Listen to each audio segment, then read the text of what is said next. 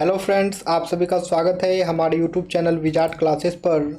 दोस्तों, ये क्लास जो है बीपीएससी टीचर के लिए जीके जीएस का क्लास है। और ये जो भी क्वेश्चंस हैं ये बीपीएससी टीचर एग्ज़ाम में पूछे गए क्वेश्चन हैं।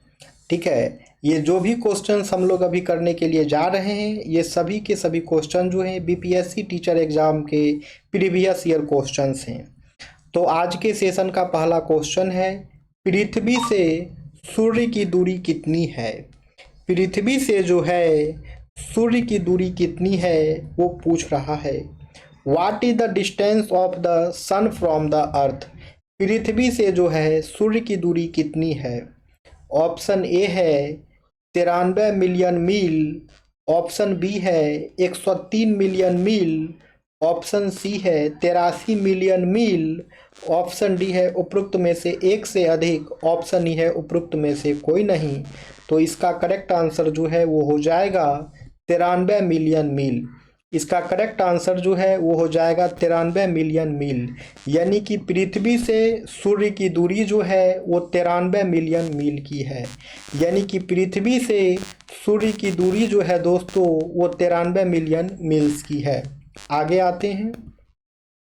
ठीक है, तो इसका डिस्कशन देख लीजिए। सूर्य से पृथ्वी की दूरी जो है वो 93 मिलियन मील है। और सूर्य से पृथ्वी को जो है सूर्य की प्रकाश को पृथ्वी तक आने में जो है कुल 8 मिनट का समय लग जाता है। ठीक है, पृथ्वी से सूर्य की दूरी जो है 93 मिलियन मील की है। और सूर्य की प्रकाश को पृथ्वी पर आने में लगभग 8 मिनट समय लग जाता है।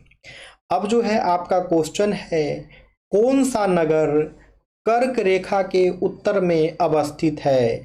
कौन सा नगर कर्क रेखा के उत्तर में अवस्थित है। Which city is situated north of the Tropic of Cancer. कौन सा नगर जो है कर्क रेखा के उत्तर में अवस्थित है। ऑप्शन ए है भोपाल। ऑप्शन बी है आइजॉल। ऑप्शन सी है रांची। ऑप्शन डी है उपरोक्त में से एक से अधिक। ऑप्शन ई है उपरोक्त में से कोई नहीं। तो इसका करेक्ट आंसर जो है वो हो जाएगा फ्रेंड्स आइजॉल। इसका करेक्ट आंसर जो है वो हो जाएगा आइजॉल।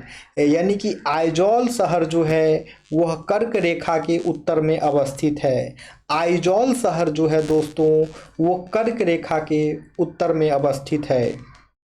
अब जो है आगे आते हैं। अच्छा, आगे आने से पहले इसका डिस्कशन देख लिया जाए। कर्क रेखा भारत के 8 राज्यों अर्थात गुजरात, राजस्थान, मध्य प्रदेश, छत्तीसगढ़, झारखंड, पश्चिम बंगाल, त्रिपुरा और मिजोरम से होकर गुजरती है। कर्क रेखा जो है भारत के 8 राज्य गुजरात, राजस्थान, मध्य प्रदेश, छत्तीसगढ़, झारखंड, पश्चिम बंगाल, त्रिपुरा और मिजोरम से होकर जो है गुजरती है। आगे आते हैं फ्रेंड्स। कर्क रेखा एक काल्पनिक रेखा है जो उत्तरी गोलार्ध में 23.5 डिग्री उत्तरी अक्षांश पर स्थित है। यह रेखा भारत के मध्य से होकर गुजरती है और 8 राज्यों को जो है प्रभावित करती है। तो कर्क रेखा हम लोग कर्क रेखा के बारे में एक ब्रीफ डिस्कशन कर लिए। कर्क रेखा यानी कि ट्रॉपिक ऑफ कैंसर जो है वह एक काल्पनिक रेखा है जो उत्तरी गोलार्ध में 23.5 डिग्री उत्तरी अक्षांश पर जो है स्थित है। और यह रेखा जो है भारत के मध्य से होकर गुजरती है और 8 राज्यों को प्रभावित करती है। अब है भारत का सबसे शुष्क स्थान कौन सा है। Which is the driest palace in India. Bharat का सबसे शुष्क स्थान कौन सा है। भारत का सबसे शुष्क स्थान कौन सा है। ऑप्शन ए है रायचूर। ऑप्शन बी है अनंतपुर। ऑप्शन सी है गुलबर्ग। ऑप्शन डी है जैसलमेर। तो इसका करेक्ट आंसर जो है वो हो जाएगा दोस्तों जैसलमेर। इसका करेक्ट आंसर जो है वो हो जाएगा दोस्तों जैसलमेर। यानी कि भारत का सबसे शुष्क स्थान जो है जैसलमेर है। यानी कि भारत का सबसे शुष्क स्थान जो है वो जैसलमेर है। ठीक है, भारत का सबसे सूखा स्थान जो है ड्राइएस्ट पैलेस जो है वो जैसलमेर है दोस्तों। ठीक है, तो डिस्कशन देख लिया जाए। भारत का सबसे शुष्क स्थान जैसलमेर जो कि राजस्थान में स्थित है, यह थार रेगिस्तान के मध्य में स्थित है और यहाँ 10 सेंटीमीटर से भी कम वर्षा होती है। ध्यान देने वाली बात यह है दोस्तों कि ये जो जैसलमेर है यहाँ पे 10 सेंटीमीटर से भी जो है कम वर्षा होती है। ये जो जैसलमेर है दोस्तों यहाँ पर 10 सेंटीमीटर से भी जो है कम वर्षा होती है। ठीक है, तो देख लिया जाए। जैसलमेर की स्थिति थार रेगिस्तान में होने के कारण जो है यह एक बहुत शुष्क और गर्म जलवायु वाला क्षेत्र है। गर्मियों में यहाँ का तापमान जो है 49 डिग्री सेल्सियस तक पहुँच जाता है, जबकि सर्दियों में भी तापमान 5 डिग्री सेल्सियस तक गिर जाता है। जैसलमेर में वर्षा की मात्रा बहुत कम होती है, जिसके कारण यह भारत का सबसे शुष्क स्थान माना जाता है। तो क्लियर हो गया, जैसलमेर जो है शुष्क स्थान क्यों माना जाता है, क्योंकि जैसलमेर में जो है दोस्तों बारिश बहुत ही कम होती है। नेक्स्ट क्वेश्चन है, कर्क रेखा द्वारा सर्वाधिक क्षेत्र आच्छादित है। The maximum area covered by the Tropic of Cancer. Tropic of Cancer यानी कि कर्क रेखा के द्वारा जो है कौन सा एरिया सबसे ज़्यादा कवर होता है। दिए गए ऑप्शंस के अकॉर्डिंग जो है कर्क रेखा के द्वारा जो है कौन सा क्षेत्र जो है ज़्यादा कवर किया जाता है। ऑप्शन ए है रांची का पठार, ऑप्शन बी है मालवा का पठार, ऑप्शन सी है छोटा नागपुर का पठार, ऑप्शन डी है उपरोक्त में से एक से अधिक, ऑप्शन ई है उपरोक्त में से कोई नहीं। तो इसका करेक्ट आंसर जो है वो हो जाएगा मालवा पठार। इसका करेक्ट आंसर जो है वो हो जाएगा मालवा पठार। यानी कर्क रेखा द्वारा जो मैक्सिमम एरिया कवर किया जाता है वो मालवा का पठार है। ठीक है, the maximum area covered by the Tropic of Cancer is Malwa plateau. यानी कर्क रेखा द्वारा जो है सर्वाधिक क्षेत्र जो कवर किया जा रहा है वो मालवा के पठार के द्वारा। कर्क रेखा के द्वारा जो है सबसे ज़्यादा एरिया जो है कवर किया जा रहा है दोस्तों मालवा के पठार का। अब आते हैं इसका डिस्कशन देख लिया जाए। कर्क रेखा भारत के 8 राज्यों से गुजरती है, जिनमें मध्य प्रदेश में इसकी सबसे अधिक लंबाई है, जबकि राजस्थान में सबसे कम है। कर्क रेखा भारत के इन राज्यों से होकर गुजरती है जो कि है गुजरात, राजस्थान, मध्य प्रदेश, छत्तीसगढ़, झारखंड, पश्चिम बंगाल, त्रिपुरा और मिजोरम। यहाँ पे ध्यान देने वाली बात यह है कि कर्क रेखा जो है भारत के 8 राज्यों से होकर गुजरती है, जिनमें मध्य प्रदेश में जो है इसकी सबसे अधिक लंबाई है। ठीक है, कर्क रेखा की सबसे अधिक लंबाई जो है मध्य प्रदेश में है और कर्क रेखा की सबसे कम लंबाई जो है राजस्थान में है। कर्क रेखा जो है भारत के 8 राज्यों से होकर गुजरती है, जो कि राज्य का नाम है गुजरात, राजस्थान, मध्य प्रदेश, छत्तीसगढ़, झारखंड, पश्चिम बंगाल, त्रिपुरा और मिजोरम। भारत में सबसे लंबी कर्क रेखा जो है मध्य प्रदेश में सबसे लंबी है, ये तो डिस्कस कर ही लिए थे। कर्क रेखा जो है दोस्तों भारत के मध्य प्रदेश में सबसे लंबी है और राजस्थान में सबसे छोटी है। कर्क रेखा सबसे छोटी कहाँ है, तो कर्क रेखा सबसे छोटी जो है राजस्थान में है। कर्क रेखा सबसे लंबी कहाँ है, किस राज्य में है, तो मध्य प्रदेश में है।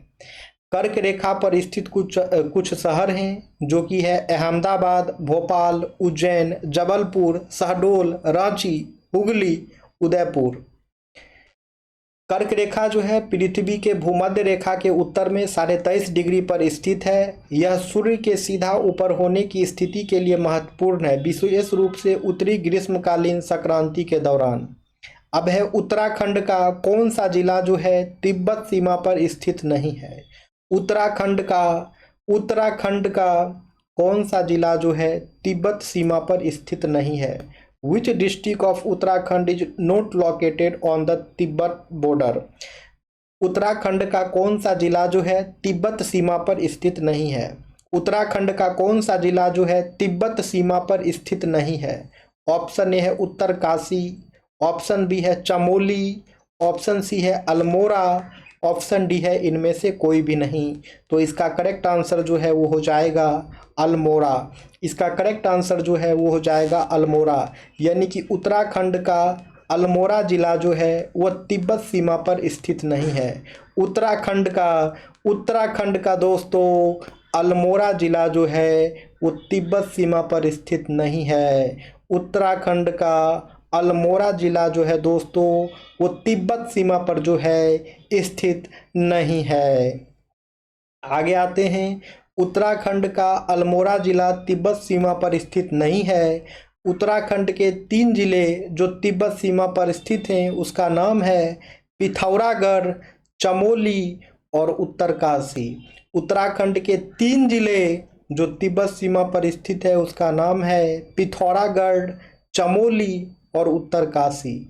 उत्तराखंड के 3 जिले दोस्तों जो तिब्बत सीमा पर स्थित हैं उसका नाम है पिथौरागढ़, चमोली और उत्तरकाशी। आगे आते हैं। कर्क रेखा और भारतीय मानक समय रेखा किस पठार पर जो है एक दूसरे को काटती है? कर्क रेखा और भारतीय मानक समय रेखा किस पठार पर जो है एक दूसरे को काटती है? On which plateau do the Tropic of Cancer and the Indian Standard Time line intersect each other? On which plateau does the Tropic of Cancer and the Indian Standard Time line intersect each other? कर्क रेखा और भारतीय मानक समय रेखा जो है किस पठार पर एक दूसरे को काटती है? ऑप्शन ए है बुंदेलखंड, ऑप्शन बी है बघेलखंड, ऑप्शन सी है मालवा, ऑप्शन डी है इनमें से कोई नहीं। तो इसका करेक्ट आंसर जो है वो हो जाएगा बघेलखंड। इसका करेक्ट आंसर जो है वो हो जाएगा बघेलखंड। यानी कि कर्क रेखा और भारतीय मानक समय रेखा बघेलखंड के पठार पर एक दूसरे को काटती है। कर्क रेखा और भारतीय मानक समय रेखा जो है दोस्तों बघेलखंड के पठार पर जो है एक दूसरे को काटती है। ठीक है, तो चलिए आइए ये सेशन इंड ही करेंगे। तो एक होमवर्क ले लीजिए आप लोग। तो है भारत के कुल भूमि क्षेत्र में पर्वतों का जो है हिस्सा क्या है? ठीक है, भारत के कुल भूमि क्षेत्र में जो है पर्वतों का हिस्सा क्या है? What is the share of mountains in the total land area of India? तो इसका आंसर क्या होगा वो आप लोगों को कमेंट सेक्शन में कमेंट्स करना है दोस्तों। अगर आप लोगों को वीडियो पसंद आता है तो वीडियो को लाइक अवश्य करें, और जो लोग नए हैं चैनल पे चैनल को सब्सक्राइब कर लेंगे ताकि आने वाली वीडियो का नोटिफिकेशन जो है आप सभी को मिलता रहे। ठीक है फ्रेंड्स, चलिए तो एंड करते हैं क्लास को, फिर मिलते हैं कल। Thank you friends, thank you everyone.